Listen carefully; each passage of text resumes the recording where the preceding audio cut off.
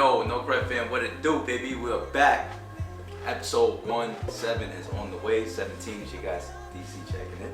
It's your boy AD in the building, man. Yo, it's your boy Mike, and we here, episode 17. Yes, sir. And NBA preseason. NBA's back. Basketball's back. Let's go. I'm hyped. Man, forget football. Football's getting boring. No, I'm joking. But NBA's back, baby. And we're going to get right into it. A couple preseason games that I watched. Highlights. I did watch the Warriors-Lakers. I did watch a little bit of women. Your mama. With your mama. He looked pretty good. I did watch highlights of the Celtics, looking at KP and that new dynamic. I'm itching for Sunday. You know, you said it may not look good, but I'm gonna go with Mike. I'm definitely gonna watch that game and tune in. And I'm kind of hyped. I want to see what that looks like. With Lakers and Milwaukee. No, I mean like not look good because they're not gonna play the starters. So like this is gonna be like You got like a quarter. You get a glimpse to see what it looks like. They ain't enough. For the first 15 minutes. They gonna high speed. That's crazy, man. Nah, I'm basing. I'm gonna base them off regular season and playoffs. Once you know they playing for something. Because now I feel like it's half-hearted. Let's get some passes on. Let's run some BS plays. But I get y'all. But I would want to see them play to get the chemistry. Yeah. It's important. Pun intended, going into our question, right? First question of discussion is we got a lot of new faces in new places. We got Dame, obviously in Milwaukee. You got KP. We got Bill in Phoenix. You got the new dynamic out in Portland with Ayton. So a lot of new faces, a lot of new players playing together. So painting this question to you guys. Team chemistry right now. Who has the best chemistry? Who do you feel which team is going to have the best chemistry? And then who ups and downs? Who do you think is going to have the down season? Who's going to have the upside? Flip flop. How y'all feel? What y'all think? It's very interesting. So I guess I'll go for part one. I don't want to sound like an elitist here, but I think Dame and Giannis have the best chance just purely off the talent in terms of fit. You know, you look at Bill, KD, and Book. Wow, they all may be three good individual talents. They're gonna have to learn how to share the rock, share the basketball. I feel like with Dame and Giannis, you'll see the pick and roll, you'll see the 1-2 big man, small guard kind of game. But it's gonna still take time. You know, you have a new head coach, and just trying to figure those things out in terms of rotation, who's gonna be the backup. But my vote would be for the Bucks to have the best pure connection, because I feel like, you know, Dame is coming into a situation where if you look at the past, right, you have names like Eric Bledsoe and Drew Holiday. Milwaukee is used to bringing in a new guard. Dame is the opposite of those other two names that I mentioned, where he's a dynamic scorer and he looks to score the ball first. So I feel like he'll have a seamless transition, whereas like I said, with Bill and KD and Book, I still got to see how that looks for about 20 to 30 games to see who is comfortable, you know, taking a back seat. So my vote will be Milwaukee Bucks have the best chemistry coming out the gate. I'm gonna go into that on that bandwagon regarding I'm gonna start a negative with Phoenix.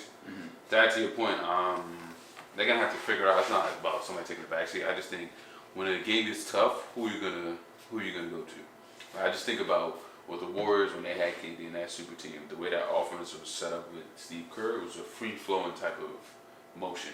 So they're gonna go off that motion, set a screen, somebody will get open. It's not really designed for one person per se. Now look at Phoenix. Frank Vogel, right? He's a defensive-minded coach. I don't know on his scale like who's gonna be throwing up the defensive plays or what type of like game plan they're gonna have. So I think their issue really is gonna come down to, it's always in the first year because you're still figuring each other out. Is let's say a tight game, who are you gonna give it to? Obviously, hopefully you try to exploit the matchup, but if you got five guys that really play defense and are playing hard, who are we gonna give the ball to? You know, Bill's gonna be bringing it down, but like, are we looking for KD to take the shot or Devin Booker to take the shot? I know they said Devin Booker's team, but I think that's in that first year is gonna be difficult to take that extra step. I think my positive, I think it might surprise y'all, Dallas. I think year two of Kyrie and Luka is gonna be something.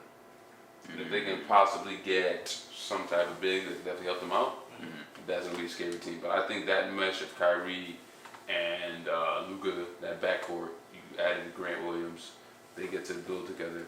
And I mean, what's scarier than a dynamic backcourt? So I think Dallas might be a scary team to face.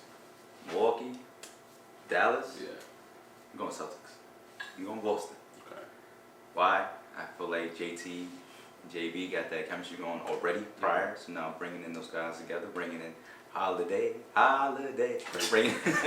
bringing that in to add on to those two. I just feel like you said in the prior episode, go back and watch our last episode 16, talking about Drew Holiday, that he's gonna set up JB and JT, and then watching KP. I already said off air, I don't want to jump the gun, but so far KP looks like he wants to be there. Like he looks fresh right now. He look like he could give me a double any given night, and it's gonna be light for him. It's gonna be light work because it's gonna be just boards, outlet, give me a bucket here and there, post up, and I feel like that's gonna get him rolling throughout the year. And once they build that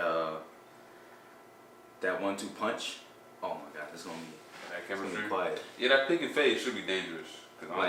But like I said, with KP on the defensive end, once he is able to step it up and get better on that side, the Celtics look very dangerous. Because like I said, that's the only missing point on that 5 is KP with the defense. But offensively, we know what KP brings to the table. Right.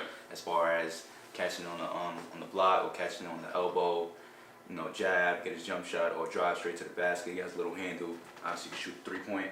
You know what I'm saying? So stretching the defense out. I'm going Celtics. It's a little weird seeing Derek White with that baldy, but that too. I definitely. Who's your least? Who do you see least? kind of Regressing.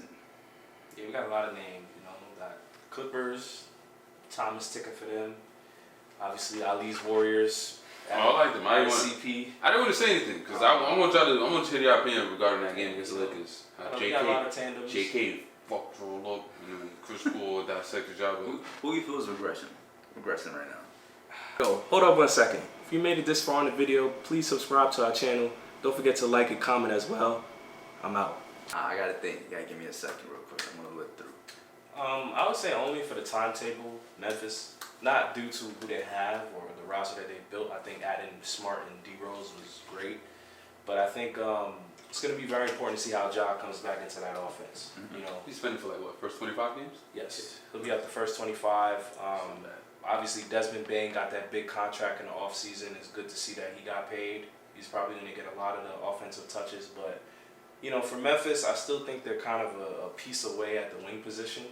Obviously, we mentioned Dylan Brooks off air, but he meant a lot to that team. He was kind of the heart and the guts of that team. And while I'm not saying that the talent that they added in the offseason was not good enough, I just think with Ja being out, Jackson is kind of got exposed a little bit in Team USA with not being a true big man. So Steven Adams is still going to be that enforcer. But I would say Memphis, they may take a slight dip in the rankings. In terms of the standings, I mean, not really finish top 4 or 5 due to Ja being out. But yeah, I think they're going to kind of underperform this season. Just based off initial report. Sorry, man. I got to talk down to your team. Who? Bulls, bro. I got to go Chicago. Got to go Chicago because what's going on between your 2 top guys? Then DeRozan and your guy Levine. They've been together for 4th year together. What's it? Going into 4th. It's not like third. About 3. Yeah, because next year a lot of their contracts will be up. Yeah. So the time it's this year to ruffle some feathers, because now I feel the Bucks got better. The Celtics got better. Pacers got better. I'm just thinking about the division. Pacers got better. They picked up Donovan Mitchell in Cleveland. Still got Cleveland. Who was in that division? So Bucks. So Pacers, it's looking. Brooklyn got. So Brooklyn is going to compete with the Bulls. One more central team I'm trying to think of. Detroit. So, basket. And we forget about the Hawks too as well. But they didn't do much. But they secured Murray. You catch the Hawks and I don't know first. I don't know. I mean, you know what I'm saying? I get that point. I mean, granted, you're not reaching that far. Y'all are supposed to be getting minimum Eastern Conference Finals. No. But that's what we're expecting between DeRozan and Levine. No. Not even that. What you mean? I think 2 All-Stars on your team. If we were healthy, fully healthy, I'm talking about from point guard, this whole engine, this whole key, we have the pieces, we're just missing one and we can't find it. Unfortunately, you have to mention the Heat. That's Lonzo's knees. I guarantee if he was healthy, then possibly we're having a different story. Hell yeah. But unfortunately, he's about to, what if the Nets got $11 million each year? So that's my number 1. My number 2, I just said the Heat. You think he'll regress? Yes. Because tonight will be I think he. I don't think we can't doubt Jimmy no more. Now Listen. think about it. I'm not downplaying Jimmy. You hit it on the head of how many pieces they lost coming into the season. Yeah, They played great team basketball last year. Not taking away from who they have now, but those pieces were important between Strus and Vincent. Yeah. You feel me? Those two guys were hitting tough buckets along with Jimmy Butler. Yeah. But now you don't have that on the Heat roster right now, so I don't know what that looks like coming into this season. And on par with talking about the Bulls, everybody else is good in the East. So you really have to battle for those top spots, and then once you get to the playoffs, it's gonna be a long playoff.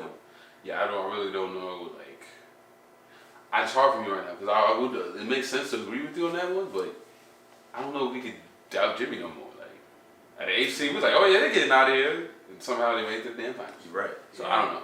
I'm kind of. I mean, I definitely thought Lowry was out of there. We all assumed so because of his contract, but I mean, I look at it like this, right? They added Josh Richardson, who obviously underperformed, but when he was in Miami, he was a pretty good player. Kevin Love is still coming back. I'm looking right now. They added Thomas Bryant. That's not a bad backup to Bam Adebayo because who did they have last year? One of the Zeller brothers, I believe. Oh, Cody. Yeah. So I think, to Ali's point, it doesn't really matter who they have out there. They could throw Jimmy out there with 4 plumbers. Somehow, some way, the man just shows up in the playoffs. Yeah, I'm just like scratching my head on it. And who knows? I mean, I know it's a player that we really haven't talked about too much on the pod, but Harden, we've heard some links potentially to him and the Clippers. Oh, yeah, let's say and to the Heat as well. So, they're not afraid to roll the dice in the middle of the year and get active during the trade deadline. So yeah, I'm 50-50 on Miami because same way I felt last year. They didn't get any better. They didn't add anybody. But they made it to the finals. Made it to the finals. So we'll have to see. Alright, so talking about the finals, talking about the playoffs, we got a lot of young cores around the league. Obviously talking about like the Spurs, we still got the guys out in I'm drawing a blank. Thunder. Jets. Yes, OKC. We got Houston, Orlando, Portland. Those teams, young core. Those young guys, first year, second year, trying to make a playoff run, deep playoff run. Youngins. What do you think? Which team are you thinking is gonna make an impact this year? Which young core is gonna show up this year? Rockets. I don't know if I mentioned. I was about to say Houston. That's my answer. Houston. I think Houston makes I know my formula, man. You gotta have a balance of vets and young guys. Yeah. Okay. They got a pretty decent balance of that. You bring in Fred, you bring in Dylan. You bring in Ime, who's coached his team to a finals his first year. I'm just saying. I mean, granted, you do have 2 All-NBA players, but I think you got a young rising star in. I don't want to butcher his last name, but the center. Sengun. I don't know why I was thinking Serpent. You got 2 young rising stars in Sengun and Jalen Green. You have an NBA champion point guard in Fred VanVleet. You have a playoff and vet guy who's been in tough matchups before in his career, and Dylan Brooks. You got some young core guys. I really, like I said, I like the Thompson brother. I think he's the future. You got him. You got Cam Whitman. Don't forget about Jabari Smith. Right. Like, you have this connection you have a good balance, in my opinion, of veterans and young guys that if they mesh together well, they're going to catch everybody by storm. The drop is on. Everybody knows about Sacramento. They had their chance last year. Now, when they play, people know who you are. You either going to blow us out or we're going to win. Memphis, the book's already out. Right. Who else is another young rising team that, that made it to the playoffs? You can make the argument. OKC made it to the play-in. OKC, but I think people now are going to expect them to. It's like, all right, baby, I got Chet now, but we're not going to play down to you. You still got Sacramento. That's what I'm saying, but Sacramento, the book is out. They know that already. Every team knows, all right, they're pretty talented, so now. I'm surprised you walking away from Detroit. Oh, no, I'm not. That's a tough division. If I had to pick one, it had to be Houston. 2 would be Detroit. The fact that they so talented that Wiseman and Bagley are fighting for a roster spot is crazy. Yeah. What, they got Dwayne Casey over there? Yeah, Dwayne Casey, but... No, they got Monty. Forgot. Dang, it's been a hell of an offseason. Monty Williams is the coach of the Pistons. Yeah, what you feel? I'm going to have to go OKC. Y'all know this. Everybody knows that already, though. I I mean, I agree with. They're not catching what all you said. your guard. Yeah, but the talent level is. You finally had Chet. Yeah. That is coming back healthy. Played against Wembanyama. Had 20 more points, 9 rebounds, 1 assist. So played 16 minutes. I want to see that with alongside what's his face? Shea. Exactly. Jay Will. Yep. Jay Will. So like I want to see that new dynamic coming into this year because now you got a full core. You got help for a shot with Chet. Like you say, Giddey. Oh my gosh, it's a good nucleus. It's a pretty solid nucleus, and given their history, we all know how they draft, how well Presti is. They better come out the gates hot. Like genius. I said, people know. They support. They better. He will. People I know. mean, just the depth alone, like you said, SGA, Giddey, Dort, who's another underrated defender. Isaiah Joe can make a lot of threes. So I'm with DC. I think I'm excited to see Chet finally get a full off season. We were all disappointed, obviously, what happened. Him getting injured, but give him a year to bulk up. Yep. My boy got the little beard now. I don't know if it's a real deal or a little statue beard, but it's gonna be interesting to see that how that plays because if SGA could play at first team All NBA level for a consistent part of the season, then I could easily see them getting into like a 6 or 7 seed. And I really wanted to say the Spurs, but I just feel like Wembanyama does not have no help. It has no help. It's just too early. It's too early to call that. It's Wembanyama. There's no. I mean, no disrespect. They got some guys. They signed Vassell. He got the max. Yeah, Vassell. I was gonna say Vassell. They signed Keldon Johnson. Trey Jones is not bad. You got Zach Collins. Yeah. It gets a little thin on the bench though. Yeah. I heard they wanted your boy. They got he thought about it. So They are. He's really considering. Reeves. Yeah. No, that would have been a good fit. Yeah, for him. I mean, if he wanted his own team, but I'll be in San Antonio. I give them 2 to 3 years. Yeah. They get some help. What up, No Care fam? If you've seen this video, that means you made it to the end of our episode. So we really appreciate you subscribe to our channel. Peace.